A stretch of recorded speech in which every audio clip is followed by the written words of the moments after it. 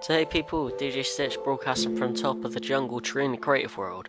After showing me failing very badly at the Battle Towers mod, I've decided to do a mod spotlight of all the mods that we use.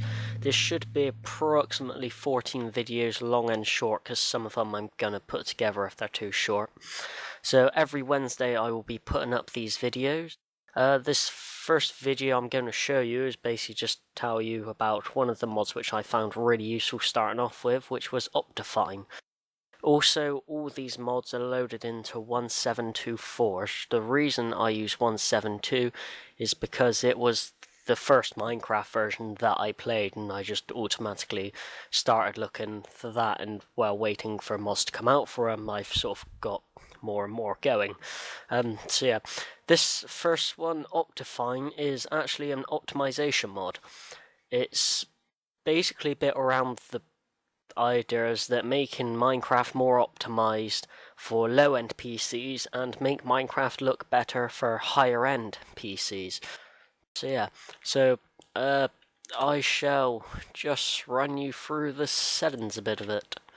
So as you see, it's normal game menu, options, and then it's all under video settings. As you see, there is a lot of options, which I don't really want to change too many of mine to show you, because it's pain having to put them all back to how I want it. But as you see, it does tell you all details when you hover over it. Graphics is generally fancy or fast, which, as I said, higher quality, lower quality, faster, slower.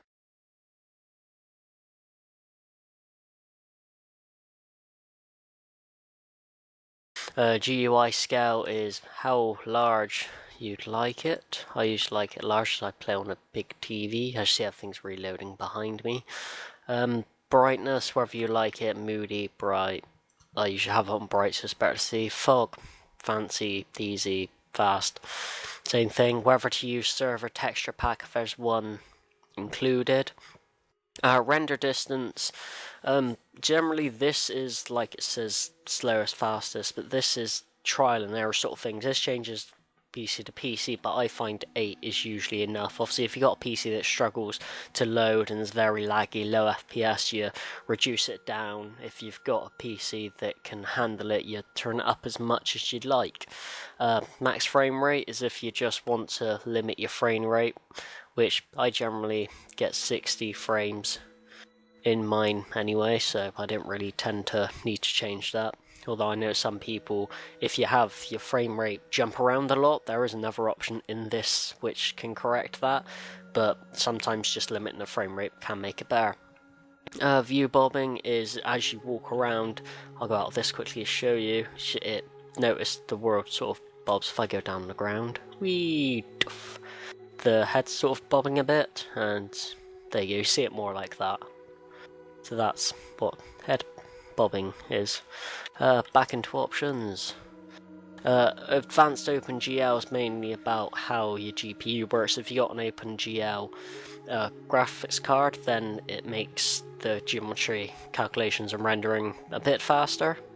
I've got mine on fast, because really I didn't see no difference with the fancy.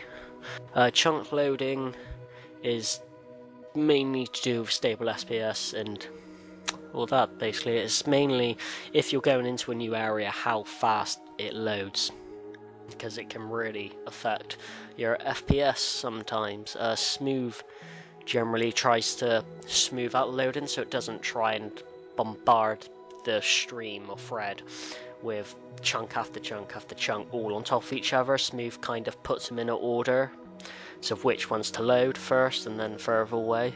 Multi-core is if you have a multi-core, well, Minecraft is right on a single core thread, so it tries to utilize the other, say you got a dual core system, it tries to utilize the second core for loading chunks, so it loads better again. Yeah, fog just changes how close it starts. I like the fog pretty far away, so I have it at 0.8. Now we can get into more of the detail-y kind of bits, and details is how you like things to look. I'll come back to this later actually, because I can show you how it changes more. Animations is whether you want anything on or off, like water to move, fire to move, redstone to glow when you walk over it, flames, like if you notice in the background, the flames on the torches, if I go up to them, how the flame sort of gets bigger and smaller. That's what that does. Obviously the rest has got all of them for mainly particles, all those sort of things are. Quality, this is mainly wherever you want clear water, fancy grass, custom fonts, swamp colours to change, custom sky load. Yeah, natural texture is actually a good one as well, which I turn off because it doesn't really make that much difference. But if I show you, give myself some more. So there we go, you see how the ores are kind of rotated and flipped, and they're not all the same way as they normally are. That's what that does. So yeah, that's most of them. It's just mainly about how you want it to look. Performance stuff, this is the one that makes real big differences. So obviously smooth FPS, I keep it on anyway just to keep it more stable, but it just, I don't know how it does it, but it somehow makes the FPS load better through. I think it's more to do with priority on what to load and how to load it, so you don't get huge lag spikes in loading and stuff. And then obviously load far is if you want it to load far away in the world. Chunk updates, how many updates you want to do. Fast math is again about the CPU math again, and fast render I use on, it just renders everything quicker. Smooth world is obviously stabilization. Preloaded chunks is before you get to an area, like if I show you here, as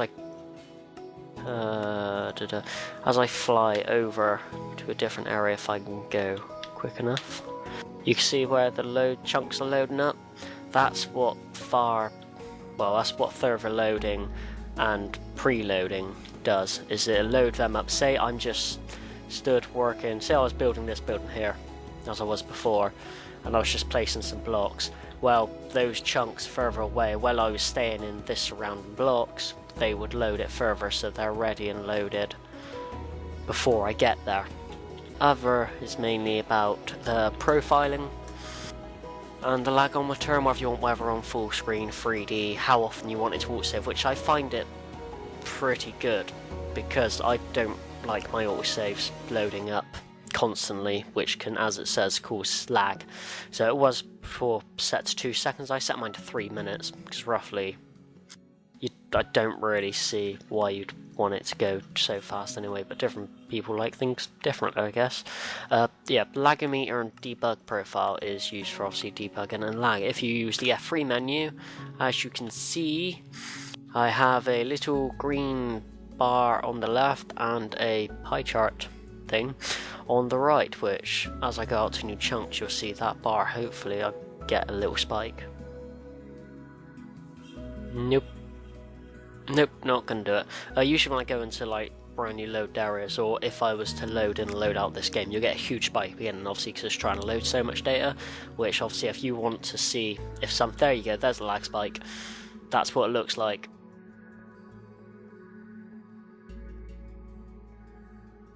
So obviously if you wanted to find out something causing lag, you could go to a certain area, walk around with this on, or you go into an area there's lots of monsters cause lag, or something like that. I guess you could use that for.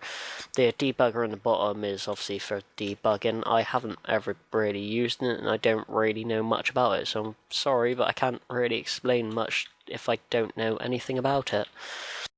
And that pretty much concludes this options bits. I'm going to load into another world.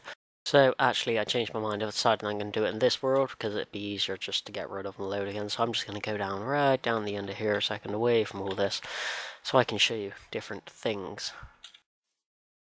So if I was to get a grass block and place it, you can see how everything is nice and grassy on the sides, which you don't usually get. And if I lay them all around, even like that, you can see they're all like it.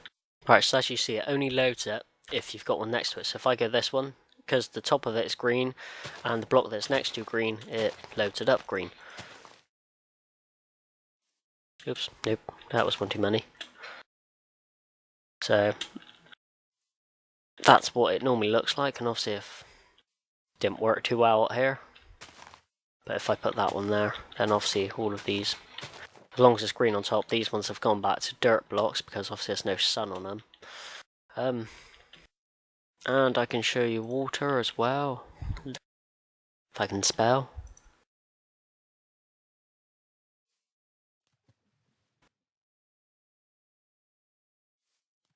So you see this water is pretty much clear and it's animated.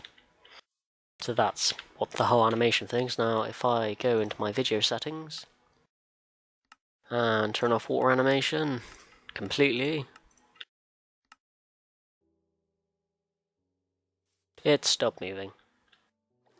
It doesn't move at all if you move out. Obviously if it just nothing. So yeah, and I picked up an extra dirt block. The other one, which affects water, is fancy water default. So obviously it doesn't exactly look a lot different. I think it's just not as blue. And there is clear water, if I can remember where. These settings you mainly spend about half an hour to an hour. There we go, clean water off, better grass off. You spend about half an hour to an hour maybe setting up the settings, and then you probably won't touch them again unless you want to change them really, like turn off certain animations you don't want the flames on, or you don't want certain particles showing. But that's it really, you've got all those settings. I'm not really going to go through every single block. The sun and moons, if you want to show it. I'm not going to go through every single block to show you. The other animation things is mainly just about dripping lava and water. If you've got one single layer of glass and you put water on top of it, you get little droplets coming through, which I can show you in my other world actually. So yeah, here I am in my other server, which is the one we use just for playing on basically in the mass tower. This is mine in April's bedroom area. As you see, I've got a complete glass ceiling, and what I was saying about the lava drips is if I go weather rain, hopefully this will show it. There we go, you can see the raindrops coming through. So obviously if you put 2 blocks there, these are just steps on the outside. If I show you, this is basically what it's like. It's just like this, we get a little bit of snow because we're up this high. So yeah, because there's only 1 block thickness, you get the raindrops coming through, which I really guess I should fix that, or turn it off.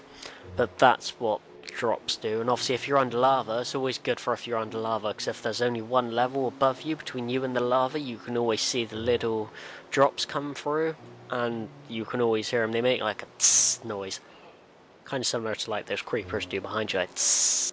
So you can always hear and see lava if you're going upwards out of, say, a ravine. You're trying to dig yourself some stairs up, and you come underneath some lava, and there'll be drops falling. So here, back in this world again, there's only a little bit more information I've got to give you about OptiFine, and that is it originally wasn't a Forge mod. It was originally just a mod that had to be loaded into Minecraft separately without a mod loader.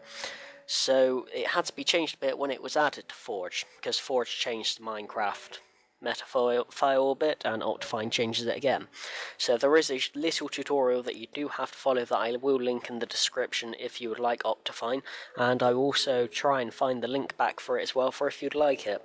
That's it really. I hope you enjoyed this video. Like it if you like it. Please subscribe if you want to see more, and also we're trying to get this series for the creative and the challenges up going as fast as we can. See you next time. Bye.